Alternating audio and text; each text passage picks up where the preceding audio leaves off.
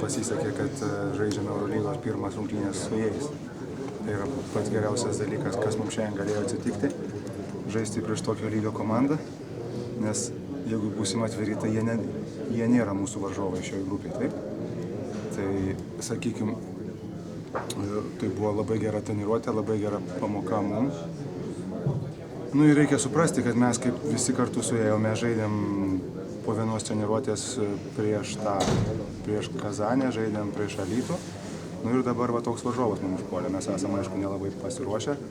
Buvo malonu žiūrėti, kaip vyrai kovojo, bet šiai dienai mes nesam pasiruošę kovoti su Madridu. Ir tas pasirodė. Aišku, iš keliais momentais buvome ir padarė porą spurtų ir taip toliau, bet varžybų nugalėtojas, aišku, visą laiką buvo aiškus. Gal iš karto buvo susitaikęs pralaimėjimų? Ne, nebuvo aišku susitaikę, bet žinai, kad tai nelabai pasiruošęs ir taip toliau. Tiesą, kai kurie žaidėjai prisijungė senai ir taip toliau, žaidėm tikrai stengiasi, aišku, visi stengiasi, visi norėjo, bet sunku buvo, sakau. Tai pats geriausias dalykas, kas mums dabar galėjo atsitikti šioj sezono stadijoje, nežaisti su tokiam komandom kaip Madridu.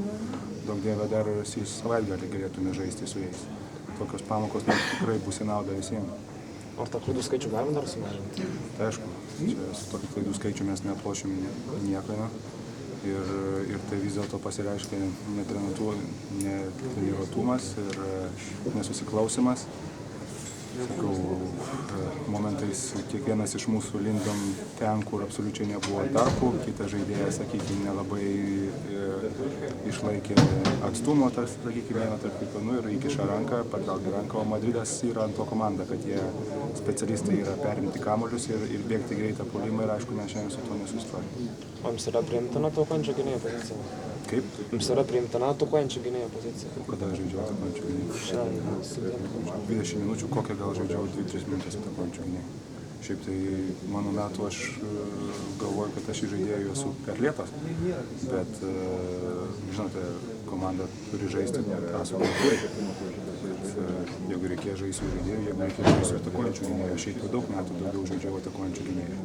Bet, pavyzdžiui, rinkiniai iš bėdos irgi žaisdavo žaidėjų. Tos kitos komandos.